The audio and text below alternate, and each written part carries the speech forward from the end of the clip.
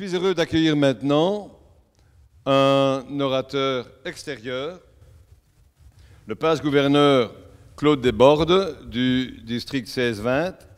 Il est membre du club de Rennes. Et je me souviens d'un exposé de Claude Desbordes il y a quelques années, lors du gouvernorat de Rémy Manès au 21 septembre. Il nous avait fait un très très bel exposé. Depuis Rennes, il évoque avec nous aujourd'hui un peu ce dont nous parlons, la relance du Rotary après la crise sanitaire. Hein, on l'a entendu, on est tous passés par des choses difficiles. Nous allons passer la parole à Claude Desbordes. Claude, c'est à vous. Je suis un peu dans le silence, là, mais c'est la technique, ça arrive de temps en temps. Il faut rebondir malgré tout. C'est un petit peu comme la pandémie, qui a un petit peu arrêté les choses depuis 1 an et demi, mais bon, on va repartir, je pense, parce que sans être béatement positif, mais en étant raisonnablement optimiste, on peut imaginer que nous allons probablement entrer dans une phase qui sera comparable aux 30 Glorieuses. Ça ne durera peut-être pas 30 ans, mais en tout cas, beaucoup de gens bien informés, en tout cas qui ont réfléchi au sujet, se disent que nous allons entrer dans probablement les 10 ou 20 radieuses. Donc, restons optimistes. Pour nos clubs, que pouvons-nous faire? Eh bien, je vais vous proposer quelques idées. L'idée de réenchanter et de magnétiser les clubs pour les relancer après la crise sanitaire. Alors, tout d'abord, 5 questions, évidemment. Avant toute action, tout rotarien se pose, avant toute action, ces questions-là. Est-ce conforme à la vérité? Est-ce loyal? Est-ce que c'est favorable à l'amitié, à la solidarité, gagnant-gagnant? Et est-ce que c'est dans l'axe stratégique X, Y ou Z? Vous savez qu'on en a 7 maintenant. Eh bien, est-ce que ce que je vais faire correspond à tout ça? Si oui, eh bien là, déjà, on a gagné quelques points parce que nous sommes un tout petit peu cohérents. Je vais donner juste un petit exemple que je citais hier avec mes amis de mon district. Il y a un club qui s'est lancé à corps perdu dans la restauration d'une chapelle, magnifique restauration, sauf que ce n'est absolument pas dans les axes du Rotary, c'est autre chose, c'est culturel. Alors on peut dire toujours que c'est développement économique et local parce que ça fait travailler les artisans, certes, mais c'est un tout petit peu capillotracté. Je crois qu'il faut rester dans l'identité du Rotary, et dans son histoire, et ça c'est très important pour attirer les rotariables, satisfaire les rotariens et faire en sorte que nos clubs fonctionnent bien et soient attractifs. Alors, le magnétisme d'un club est comparable à celui d'une entreprise. Alain parlait d'entreprise, alors je vais moi aussi faire quelques liens avec l'entreprise, parce que nous avons été amenés à coopérer dans des entreprises, l'un et l'autre, les mêmes souvent. Et il se trouve qu'une entreprise magnétique exerce une force d'attraction irrésistible. Alors pourquoi ne pourrait-on pas avoir un club magnétique? Eh bien, nous allons voir si c'est possible. Les facteurs traditionnels d'attractivité, quels sont-ils? Tout d'abord, la réponse aux besoins. S'il n'y a pas de besoin, marché, entre guillemets, eh bien, il n'y a pas d'entreprise, ça n'a aucun intérêt. Appliqué au Rotary, quels sont les besoins que nous visons? Quels sont les besoins que nous voulons satisfaire? Il y a tellement de besoins, comme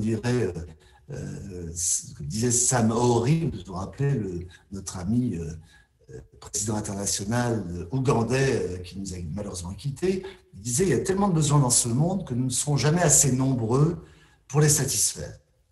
Donc évidemment, le Rotary peut répondre à des besoins, donc ça lui donne sa légitimité. Est-ce que la qualité dans une entreprise est présente ou pas? Évidemment. Et non seulement elle est présente, mais au XXIe siècle, la qualité, c'est l'excellence. Et il y a des entreprises qui ont bâti leur réputation sur l'excellence et qui se frisent les moustaches, même en situation de crise comme aujourd'hui. Je vais donner quelques exemples. Des entreprises comme Apple, ou comme Porsche, ou comme Patagonia dans le vêtement, ce sont des entreprises qui sont fidèles à elles-mêmes et qui font des produits de qualité. Et personne ne doute que dans quelques années, ils seront toujours là et ils continueront leur travail. Mais enfin, vous savez, les choses changent très vite et il faut toujours rester vigilant. La compétitivité. Est-ce que l'entreprise est compétitive ou pas? Alors ça, évidemment, c'est un point crucial parce que si on est 2 fois plus cher que tout le monde et si on n'est pas meilleur que tout le monde, eh bien, ça ne durera pas non plus. Est-ce que le Rotary est compétitif? Alors, on ne va pas parler de compétitivité dans le Rotary, on va parler d'efficience. Est-ce que les moyens que nous mettons en jeu dans nos actions donnent les résultats escomptés? C'est l'efficience. Donc, on a parlé d'excellence, qualité, on va parler d'efficience, compétitivité. Là, déjà, on commence à être un tout petit peu attractif. C'est le cas d'une entreprise, c'est le cas, évidemment, d'un club. Est-ce que notre image est bonne? Une entreprise a besoin d'une image excellente. Sinon, une image détériorée, vous le savez très bien, ça pose un petit problème. Regardez les aficionados d'Apple et de Porsche, deux marques que j'ai citées, eh bien, c'est en partie, évidemment, en grande partie même, par l'excellence de leurs produits, mais c'est surtout aussi par l'image qu'ils véhiculent. Les modes et les tendances lourdes, oui, il faut les suivre. Alain parlait tout à l'heure du PowerPoint. Alors évidemment, le PowerPoint brut de fonderie, ça a un petit peu vécu. Il se trouve qu'il y a d'autres technologies aujourd'hui, d'autres moyens de faire aujourd'hui qui sont plus adaptés. Je veux citer par exemple une entreprise qui fait un tabac mondial qui s'appelle Klaxoon, qui permet de faire des formations, qui permet d'améliorer considérablement les réunions, passer d'une réunion de 3 heures à 1 heure, etc., d'être beaucoup, beaucoup plus compétitif et plus efficace et plus efficient. Ça, c'est une tendance lourde aujourd'hui. Je veux dire, une entreprise aujourd'hui qui ne fait pas attention à cela, ça ne peut pas coller. Application Rotary, nous avons écouté, regardé les modes et les tendances lourdes, et nous avons créé le 7e axe stratégique parce qu'une grande demande aujourd'hui des rotariables est: est-ce que vous vous intéressez à l'environnement, en particulier les jeunes? Alors, est-ce que le tour est joué pour autant? Est-ce que, avec tout ça, on va attirer dans les entreprises des clients, des collaborateurs? Est-ce que l'on va, dans nos clubs, attirer des rotariables? Eh bien, malheureusement, ce n'est pas aussi simple. La vocation d'une entreprise est certes de répondre aux besoins de ses clients, mais surtout de son personnel. Ça, il faut l'avoir à l'esprit. Vous appliquez ça au Rotary, la vocation d'un club est de répondre aux besoins de ses membres d'abord et de ses bénéficiaires ensuite. Or, souvent, on met les choses à l'envers. Quand j'entends aujourd'hui des chefs d'entreprise qui me disent « nous, ça fait plusieurs années que l'on met le client au cœur de l'entreprise », je leur réponds tout de go, mes chers amis, je pense que vous êtes un tout petit peu à côté de la plaque. Pourquoi? Parce qu'on n'a jamais vu un client au cœur d'une entreprise. Le client est à l'extérieur de l'entreprise. Votre rôle est de le servir, mais ce qui est très important, c'est d'abord de répondre aux besoins de vos collaborateurs. C'est fondamental. Ce sont eux qui sont au cœur de l'entreprise et surtout pas les clients. Et on a souvent mis les choses à l'envers et dans les clubs, on s'est davantage souvent intéressé aux bénéficiaires qu'aux membres. Grossière erreur. Les membres qui ne sont pas satisfaits de leur sort dans un club s'en désintéressent, s'en éloignent, voire démissionnent. Et vous savez peut-être qu'il y a un chiffre que je trouve personnellement assez effrayant, qui est de l'ordre de 50%, je crois que c'est 40 et quelques pourcents, de rotariens qui démissionnent dans les 3 ans. En tout cas, qui ne sont plus rotariens dans les 3 ans. C'est quand même un petit problème. Alors, on est là en train de parler des effectifs en permanence, on est là en train de vouloir attirer des gens de l'extérieur, mais la toute première des choses à faire, c'est de garder les gens que nous avons. Et évidemment, de s'intéresser à nos membres, et de faire en sorte que ces membres-là soient heureux d'être dans nos clubs. Fondamental, ne nous trompons pas d'ordre. Une organisation magnétique va encore plus loin que cela, va encore plus loin que les besoins. Elle veut satisfaire au désir des gens. Un certain Aristote disait que le désir est l'unique force motrice. C'est tout à fait exact. Et ça n'a pas changé depuis son époque. C'est pas d'hier, Aristote, vous le savez bien. Eh bien, ça n'a pas changé d'un iota.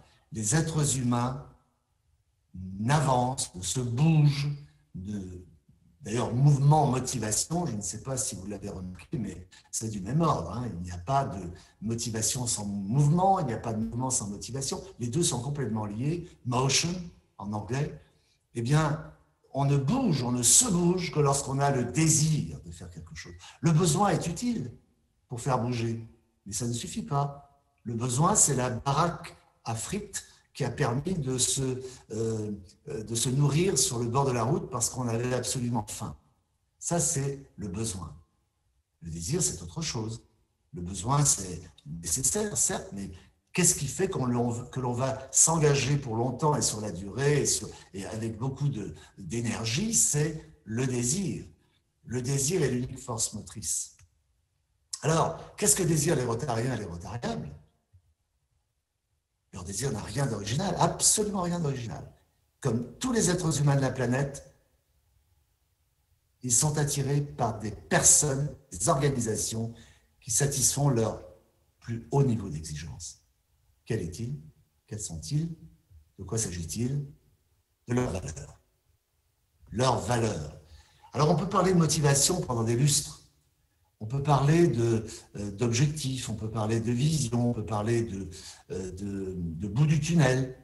C'est très important ce qu'a dit tout à l'heure Alain, évidemment. Mais si au-delà du bout du tunnel, il n'y a pas les valeurs que l'on reconnaît, s'il n'y a pas nos étoiles polaires à nous, eh bien, ça ne nous intéressera même pas. On ne voudra pas bouger. Ou en tout cas, on commencera à bouger, parce qu'il faut bien bouger un petit peu peut-être, mais en tout cas, on va au bout des choses, et surtout, ça ne durera pas. En fait, une organisation qui dure est une organisation qui est fidèle à ses valeurs et qui propose des valeurs compatibles à des gens qui n'ont qu'une seule envie, c'est de les satisfaire grâce à cette organisation. Alors, on va en dire un peu plus. Le credo des organisations magnétiques, c'est un petit peu comme les commerces. On dit que pour implanter un commerce à Bruxelles, il y a trois choses importantes. Il y a le location en anglais. Je me mets à parler anglais aussi, ça y est. Il y a d'abord l'emplacement, deux l'emplacement, trois l'emplacement. Eh bien, pour les organisations magnétiques, il en est de même. D'abord les valeurs, ensuite les valeurs et enfin les valeurs. C'est ça qui rend une organisation magnétique. Principalement. Évidemment, il y a d'autres facteurs. Alors, le petit problème, c'est que ce ne sont pas n'importe quelles valeurs. J'aimerais que ça soit les miennes, évidemment. Ça, c'est tous les êtres humains aimeraient que le voisin ait exactement les mêmes valeurs qu'eux-mêmes. Mais ce n'est pas comme ça que ça marche. Ce n'est pas forcément les mêmes valeurs, mais on doit avoir quelques valeurs communes. Sinon, par exemple, nous ne serions pas Rotary. Nous sommes au Rotary parce que nous avons quelques valeurs communes qui nous amènent à nous rassembler et à faire des choses ensemble. Teilhard de Chardin disait une chose très importante. Il disait plus ça monte, plus ça converge. Vous savez, quand les gens sont là en train de chipoter, de se chamailler pour des bricoles, à un moment donné, il faut leur dire, mais levez les yeux là. C'est quoi nos valeurs communes? Vers où avançons-nous en commun? Qu'est-ce que nous désirons décrocher comme étoile? Et là, tout d'un coup, on ne se chamaille plus. Tout d'un coup, on se dit, bah oui, effectivement, eh bien, nous allons nous retrousser les manches et faire en sorte d'atteindre ces étoiles, tous ensemble, de quelque manière que ce soit, nous, chacun avec son style, évidemment, mais ce qui est important, c'est de satisfaire nos valeurs. Alors, pas n'importe quelle valeur, pas les valeurs affichées. Alors, quand je suis un peu provocateur, j'appelle ça le syndrome du prêtre pédophile, parce que j'appelle ça aussi le médecin fumeur qui explique à ses patients qu'il ne faut pas fumer.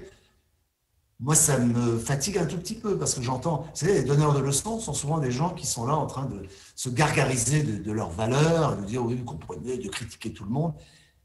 Mais ils affichent des valeurs, mais quand vous creusez un tout petit peu, ils ne sont pas nécessairement cohérents et ils ne les appliquent pas forcément. Et c'est cette cohérence-là qui est très importante en matière d'attractivité.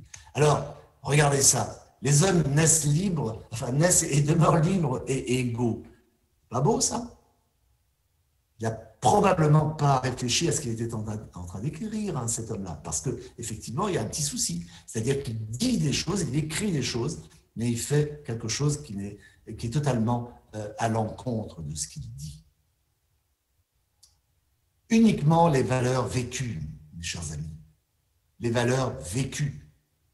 J'ai mis quelques valeurs là comme exemple, mais vous connaissez les valeurs du Rotary. Eh bien, si nous avons une valeur comme l'amitié, par exemple, et qui à l'intérieur d'un club n'est pas respectée, il ne faut pas être très attractif. Hein. Et il y a des clubs, je ne les citerai pas, où il y a des dissensions, des chamailleries, qui ne sont pas de l'ordre du Rotary, qui n'ont rien à faire au Rotary.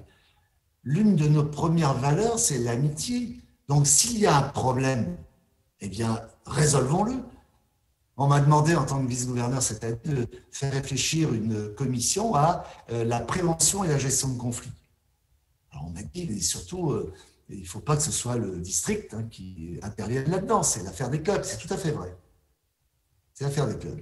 Mais quand les clubs ne font rien, il faut qu'à un moment donné, il y ait la possibilité pour quelqu'un qui souffre de cette situation-là d'envoyer un SOS à une cellule de crise qui viendrait aider. En tout cas, un club attractif, il vit ses valeurs, il ne se contente pas de les déclarer. Voilà par exemple comment on vit une valeur, la valeur équité. Eh bien, on fait en sorte que tout le monde puisse voir le spectacle. Parce que la valeur égalité, on se rend compte qu'elle n'est pas forcément pertinente tout le temps. Walk your talk, comme on dit en breton, enfin en grand breton. Moi, je suis petit breton. Alors, les clés essentielles du magnétisme d'un club, quelles sont-elles? Je vous l'ai dit, le credo, ce sont les valeurs. La priorité, ce sont les rotariens et les rotariables, c'est-à-dire les gens, les personnes, et la finalité, les bénéficiaires. Ne nous trompons pas d'ordre. Le credo, ce sont les valeurs, la priorité, les êtres humains, et la finalité, les bénéficiaires. 3 outils déterminants, le lien. Je me rappelle avoir parlé dans votre district sous le gouvernorat de Rémy. Bonjour Rémy, au fait. Je me rappelle avoir parlé du lien, de la nécessité du lien, de la relation, c'est absolument fondamental, évidemment. S'il n'y a pas de lien, il n'y a pas de sécurité psychologique et on n'a pas envie de jouer le match. C'est évident, le relationnel a un pouvoir absolument extraordinaire, extraordinaire. Regardez dans une salle de classe, quand un enseignant a cette faculté de créer du lien avec ses élèves, et ses élèves le suivraient jusqu'au bout du monde. Eh bien, dans un club, c'est la même chose. Un président doit être très, très attentif.